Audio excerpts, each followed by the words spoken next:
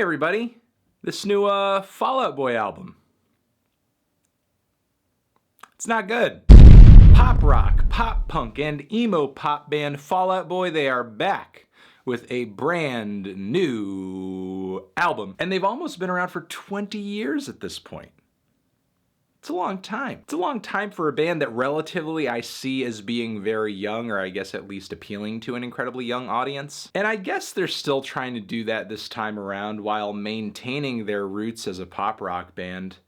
But as you guys already know, Young and Menace was one of my least favorite songs of last year. Young and Menace being the lead single off of this thing, a track that in my opinion was a total mess. Like the production, a lot of the grooves, a lot of the pacing on the track just kind of felt like that of an EDM song to me. On top of it, like the squeaky pitched chipmunk vocals kind of spazzing out all over the chorus sound utterly awful. So admittedly, going into this record, I didn't expect that much. And oh, it's almost like they surpassed my low expectations. But like they went under the bar. I will spare you some of the nitty-gritty details of this record, outside of maybe the song Champion, which for whatever reason has parts on it that sound directly ripped right out of the new Ed Sheeran album.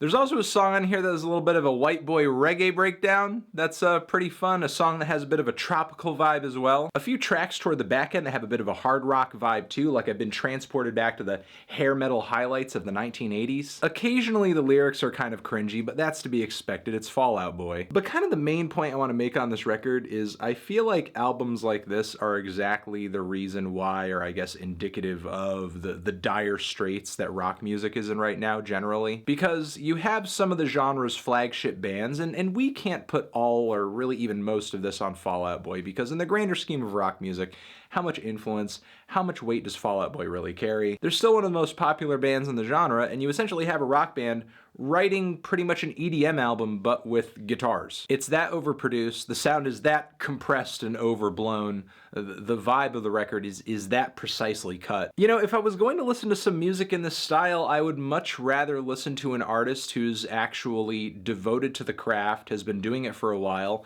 and is doing it relatively well. I'd rather listen to, I don't know, a Deadmau5, or I'd rather listen to a Lady Gaga record, or I'd rather listen to a Carly Rae Jepsen record or something. Not some rock band coming through with a facsimile of that type of music, but just expressed through guitars. And not particularly well, I might add. Ugh, but this thing is such a horrendous, just like, clashing and crashing together of just a variety of the most cliched sounds in all of these shades of rock and pop music and electronic music. Granted, there are some songs on here that I think at their core are actually kind of passionate, soaring, legitimately good anthemic rock tunes. The Last of the Real Ones, Heaven's Gate, maybe even Church. However, the production surrounding these tracks is just so crazy and gaudy. It's like I'm just being shot with corny neon lasers from every direction. It just sounds hideous, really for any genre. At this point, it doesn't even really factor whether or not Fall Out Boy is a rock band, are they an electronic band, or what the hell are they?